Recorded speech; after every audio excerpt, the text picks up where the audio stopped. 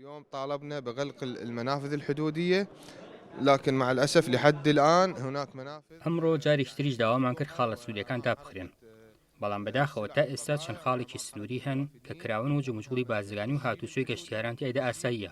لەوانە خاڵی سنووری شیب کە نزیک شاری ئەهوازی ئێرانە و پێی زانیاریەکان حاڵەتی توشبوون بە ڤایرۆسی کۆڕۆنا لە ئەهواز تۆمار کراوە.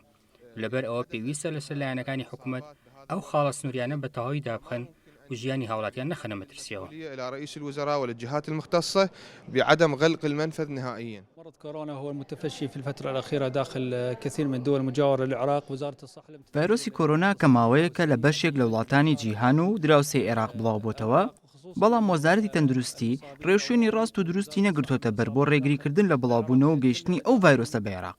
بە تایبەتی هەموو ئەو حاڵەتانی کە لە ئێستادا لە عێراق تۆمارکراون لەو کەسانەدا بوون کە لە ئێرانەوە گەڕاونەتەوە. هەر بۆیە پێویستە لەسەر وەزارەتی تەندروستی ڕێوشوێنی تونتر بگرێتە بەر بە تایبەت لە فڕۆکەخانەکان.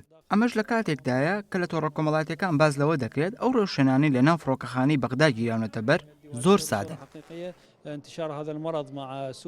لەگەڵ وەزیری تەندروستی و هەروەها خەلەی ئەزمە دانیشتین وەکیلەکان داوای ئەومان کرد پێچێ ئەمڕۆ کۆمەڵی معاقیمات بۆ کەرکووک و لەگەڵ پێداویستی بۆ دکتۆر و ستافەکان بۆی بتوانن وقای خۆیان بکەن لەم نەخۆشیە و هەروەها بڕەپارەیەک بۆی بتوانن بە زووترین کات دوو بنکەی تەندروستیمان ئامادە کردووە بۆ عەزل و بۆ حەجری خەڵک ئەوەی کە لە ئێرانەوە دەیان لە دەرەوە دێت هەر کەسێک گوێی لەمانە بتوانێت خەبەر بدا ئەوەی لە ئێرانەوە هاتووە ماوەی 2 هەفتەیە پێشووتر محاولە بکرێت سەردان نەکرێت ئەوانەی کە خۆیان چوونەتە ئێران بتوانن لە ماڵا بمێنەوە دەرنەچنە دەرەوە.